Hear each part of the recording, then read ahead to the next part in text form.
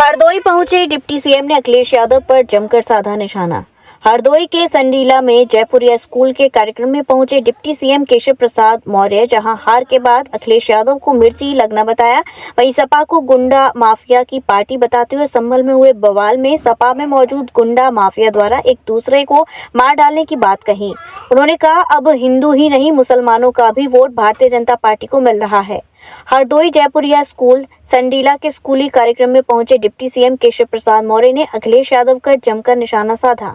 पत्रकारों के सवाल पर केशव प्रसाद मौर्य ने कहा, देखिए, अखिलेश यादव को बहुत तेज मिर्ची लगी है। उपचुनाव में करारी पराजय की और उस जख्म को वो सहला नहीं पा रहे हैं। ये पूरा संभल जानता है और आप सब भी खबर पा गए होंगे कि संभल में कोई दंगा नहीं हुआ था। समाजवादी पार्टी में गुंडे माफिया दंगाई होते हैं।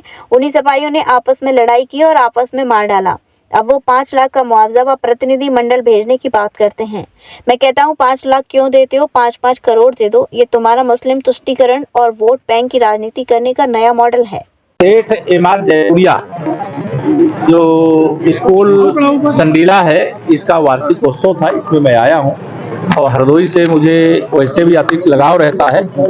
और जो इसके संस्थापक श्री अशोक अग्रवाल जी हमारे विधान परिषद के सम्मानित सदस्य हैं, उन्होंने विशेष तौर से आने का आग्रह किया था और आकर के मुझे अच्छा लगा कि यहाँ एक अच्छा प्रयास विद्यालय परिवार कर रहा है और उनके लिए मेरी शुभकामनाएं। अखिलेश यादव ने कहा है कि लोगों को ध्रुवीकृत करने के लिए, शासन में अपने खराब रिकॉर्ड से ध्यान हटाने के लिए सांप्रदायिक सौहार्द भड़काने का काम भाजपा का कर रही है, जो उसका निहित स्वार्थ है। देखिए, श्री अखिलेश यादव जी को बहुत तेज मिर्ची लगी हुई है उपचुनाव में करारी पराजय की, और उस जख्म को वो सहला नहीं पा रहे हैं।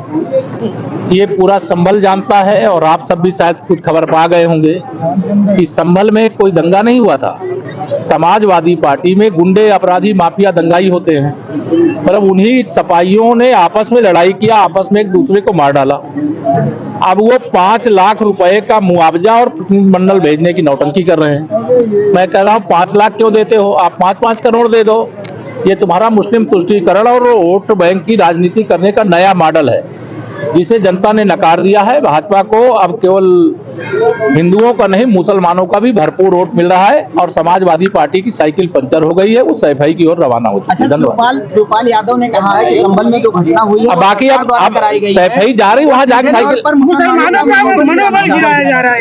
देखिए, सबका साथ, सबका विकास, सबका विश्वास, उसी के कारण हरियाणा जीते हैं, महाराष्ट्र जीते हैं, उत्तर प्रदेश का उपचुनाव जीते हैं 2027 में तीसरी बार जनता के आशीर्वाद से, और डबल इंजन सरकार की उपलब्धियों के आधार पर फिर जीतेंगे, फिर सरकार बनाएंगे और सपा को समाप्तवादी पार्टी जनता बनाएगी। धन्यवाद। मस्जिदों का जो सर्वे हो रहा है उसको लेकर मुस्लिम पक्ष ये कह रहा है कि सांप्रदायिक सौहार्द बिगाड़ने से खतरा है। आप सब वरिष्ठ जिम्मेदार पत्रकार सवाल से ऐसा लगता है, लेकिन अगर कोई आप मुकदमा स्वयं न्यायालय पे लेके जाओगे और न्यायालय कोई आदेश देगा और हमारी सरकार न्यायालय के आदेश की अवहेलना करेगी क्या?